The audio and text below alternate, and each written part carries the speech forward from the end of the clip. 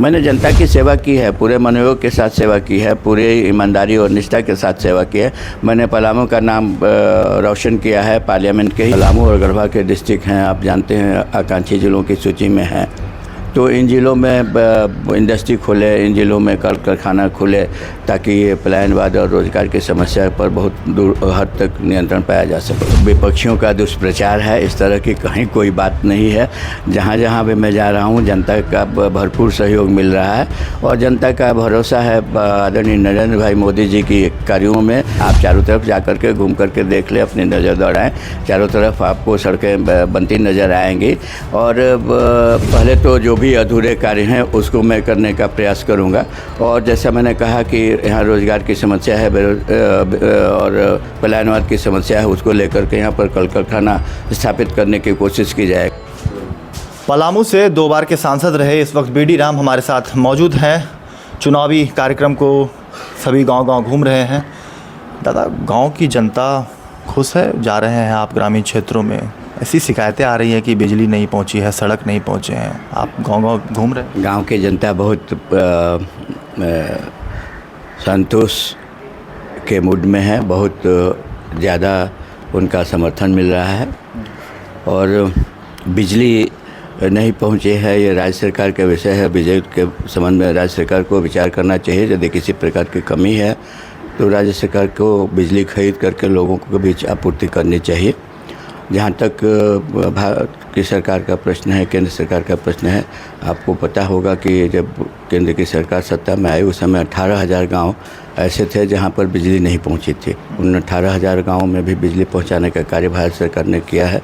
जो गांव या टोले अभी छूट गए हैं उनके लिए RDSS स्कीम निकाली है, उसका टेंडर वगैरह भी हो गया है। चुनाव के बाद वैसे छूटे हुए गाँव और टोलों में बिजली पहुँचाने का कार्य किया जाएगा। कहीं ऐसे सुदूरवर्ती क्षेत्र हैं जहाँ आप जा रहे होंगे प्रचार प्रसार के लिए, गाड़ियाँ पहुँच जा रही है आपके वहाँ तक?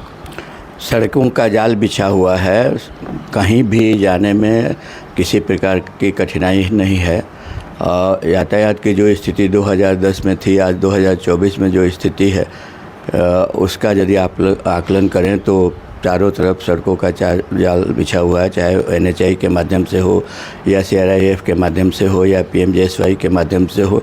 इन सारे विभागों के द्वारा सड़कों का जाल बिछाया गया है। एक शिकायत हमेशा आती है कि बीडी राम दिखते नहीं हैं। क्या ये शिकायत कैसे जनता के बीच में नहीं रहते हैं? क्या ये सही बात है? नहीं, बिल्कुल गलत बात है। मैं जितना जनता के बीच में रहता हूँ शायद ही कोई और रहता होगा। पार्लियामेंट जब समाप्त होता है तो सीधे मैं डाल्टनगंज आ जाता हूँ और डाल्टनगंज से इलाकों में भी घूमता हूँ, डाल्टनगंज में रहता हूँ। मैं कहीं और इधर उधर नहीं जाता हूँ। यहाँ तक कि जो हमारी स्टैंडिंग कमेटी की मीटिंग होती है उन मीटिंगों को भी छोड़ करके मैं अपने क्षेत्र में रहने का कार्य करता हूँ। हम चाहेंगे कि 14 में जब आप बने थे, 10 साल हो चुके हैं, कैसा था पलामू और अब कैसा बन चुका है? वही तो मैं सब लोगों को कहता हूँ कि इस पर आप अपनी नज़र दौड़ाएं। 2014 में कैसा था पलामू और 2024 में कैसा है पलामू।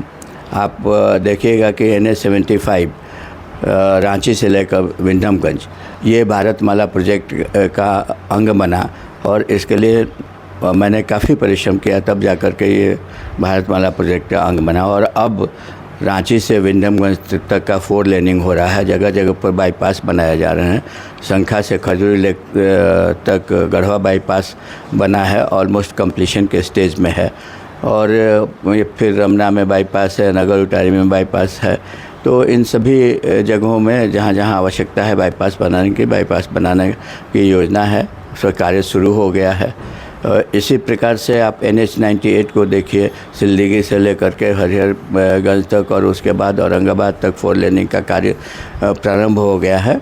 और CRIF के अंतर्गत कई ऐसी सड़कें हैं जिनका चौड़ीकरण हुआ है, मजबूतीकरण हुआ है।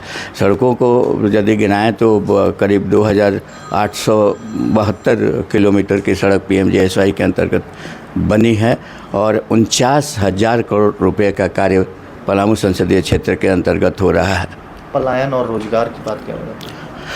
पलायन और रोजगार की समस्या है। यहाँ पर कोई फैक्ट्री नहीं है, कोई कल कारखाना नहीं है। इसके लिए हम लोग प्रयत्नशील हैं।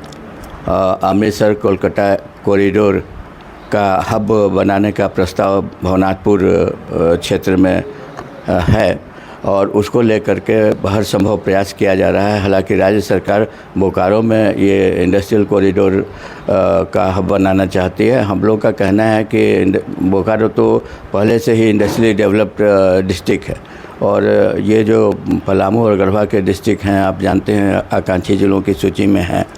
तो इन जिलों में इंडस्ट्री खोले, इन जिलों में कल कारखाना खोले ताकि ये पलायनवाद और रोज़गार की समस्या पर बहुत दूर हद तक नियंत्रण पाया जा सके।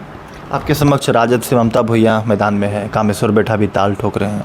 ग्रामीण क्षेत्रों में कहा जा रहा है कि भाजपा से नाखुश है, बीडी राम से नाखुश हैं, वह दिखते नहीं हैं, मिलते नहीं हैं, कोई सी मुलाकात अगर उनके आवाज़ पे जाते ये सब विपक्षियों का दुष्प्रचार है। इस तरह की कहीं कोई बात नहीं है।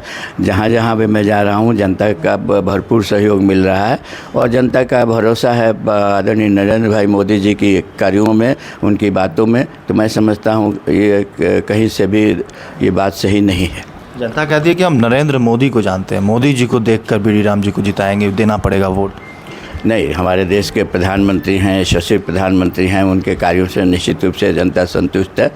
पर ऐसा नहीं है कि संसदीय क्षेत्र में कोई कार्य नहीं हुआ है। आप चारों तरफ जा कर के घूम कर के देख लें, अपनी नज़र दौड़ाएं, चारों तरफ आपको सड़कें बनती नज़र आएंगी और जहाँ भी कहीं किसी प्रकार की कोई बात है तो उसको हम लोग दूर करने का प्रयास करेंगे। तीसरी बार क्यों चुने बीडी राम को फिर से एक बार पलामू की जनता?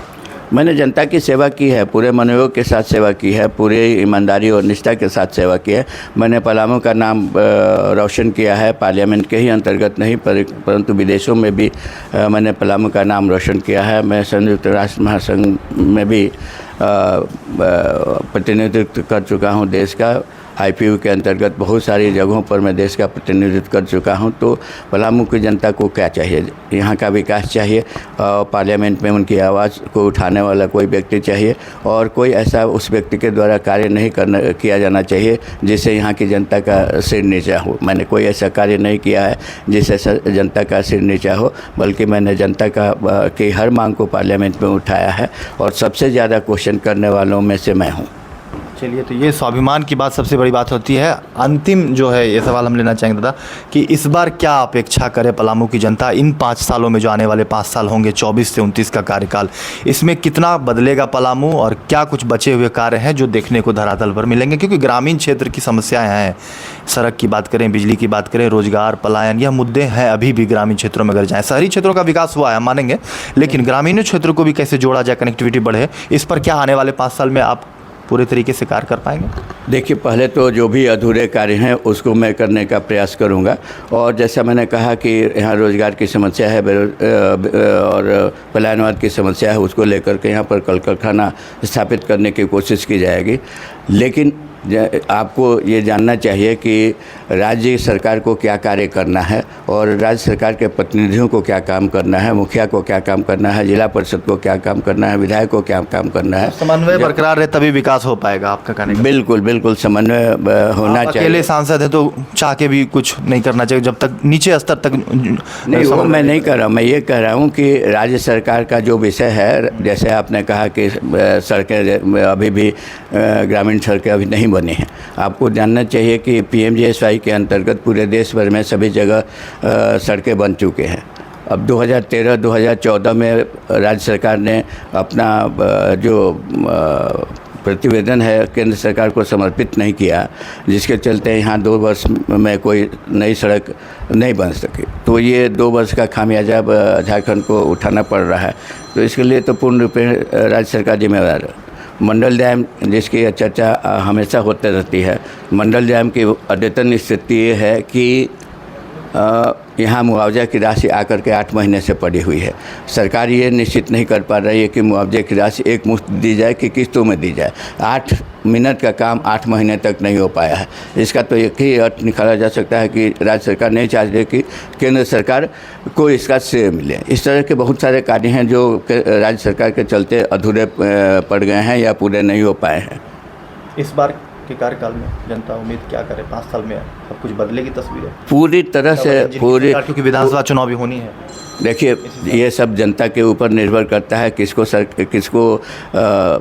गद्दी पर बैठाती है, किसको गद्दी से उतारती है, तो ये जनता के ऊपर निर्भर करता है। और निश्चित रूप से जनता बुद्धिमान है, समझती है कि कौन उसके हित में है, कौन उसके हित में नहीं है, तो अपने हितों को ध्यान में रख करके जनता सरकार चुनने का काम करेगी। चलिए, तो जनता सरकार चुनने का काम करेगी और निश्चित रूप से एक सांसद होने के नाते जितना विकास काम करना चाहिए वो बीडी राम अपने क्षेत्र में कर रहे हैं। और इस बार जो 5 साल के कार्यकाल होंगे, इसमें जो अधूरी काम जो बच गए हैं, चाहे आवास की बात हो, सड़क की बात हो, या शिक्षा की बात हो, या तमाम चीज़ों को, बिजली की बात हो, या पलायन या रोजगार, सभी मुद्दों पर जो है आने वाले दिनों में काम करने की बात कर रहे हैं सांसद बीडी राम। फिलहाल इस वीडियो में इतना ही। पलामू से मैं अपने सहयोगी अमन के साथ, जेके न्यूज़ के लिए कौशल कुमार। और ऐसी ही तमाम खबरों के लिए सब्सक्राइब करें हमारे चैनल जेके न्यूज़ नेटवर्क को, और हाँ, बेल आइकन दबाना ना भूलें।